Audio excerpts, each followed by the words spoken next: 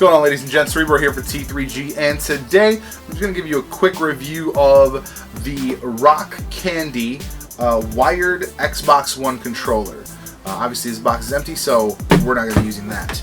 I got the blue edition. I think it actually has a name, like it's a specific type of blue, but I don't really care. It's blue, I like it. There's a green and a red, I think, also. I would hope there's also a yellow just to kind of match it up with the colors on the buttons, but that's just me being weird. It is a wired controller, so it actually has a detachable cable.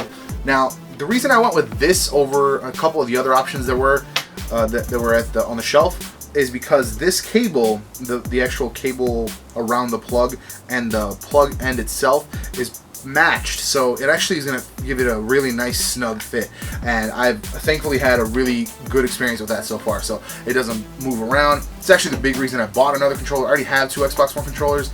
I've got my standard, my Titanfall edition. Both work on my PC, but because the cable, as you're playing, I mean, I don't know if you guys do, but when I play, I'm moving around like, you know, this kind of stuff. But the cable ends up moving, and what I end up with, you know, I'm spinning in a circle or whatever. So I went with something that's, you know, a better wire. And I actually thought it was kind of funny. The other end of this, I mean, obviously standard USB. It's got about a 6 foot, yeah, I would say like 4 to 6 feet. Kind of hard to tell right now. Cable, but the end disconnects, kind of like those old, the old Xbox controllers, which I thought was funny because I don't really know why you would do this. I don't really know the purpose of it anymore. Because, like, what are you gonna, like, mix and match colors? I don't know. It's just kind of like a weird thing that I noticed. As far as the buttons and everything like that, it is basically a perfect clone of the Xbox One controller. I think the feel is pretty much the same.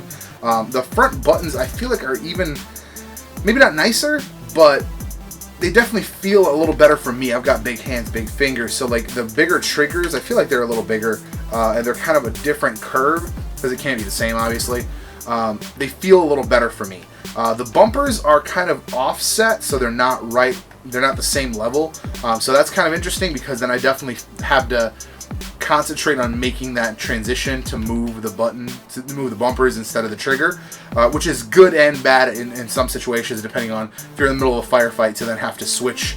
You know, I got to switch to the claw style, and I'm not pro level like that. I can't do the claw style. That's crazy. It has the center button. The button does not light up. There's only one little LED right at the top here that you get, which just kind of indicates that it's connected. Nothing else really. The X is just, it's a painted on X. It's nothing special. The D-pad is subpar, I would say, as far as the feel. I haven't had a chance to use it really. So far I've only played Titanfall with it. But as soon as I have, you know, the button feel of it is good, but the actual D-pad itself, it kind of feels a little cheaper. And these buttons, the X, Y, A, B buttons are definitely cheaper feel, but they work perfectly fine. You know, in game I've had no issues whatsoever. The only qualm I really have with this is the sticks, because they're not the same kind of recessed in feel that the Xbox One controller has. They're not as nice. They kind of feel really weird when you play a lot. So, you know, we played some Titanfall. I'm sure you guys saw that video. And, you know, we were in there for about an hour, and it's just like a really weird feel, because it's kind of got these concentric circles, so that it ends up feeling really strange against your fingers as you play for a while. But other than that, the actual sensitivity of the sticks is good. I mean, really, it works exactly like the Xbox One controller. I really can't really complain about this thing. It does a really good job for me. I'm probably gonna have to go find some snap-on stick tops just to get that same feel back.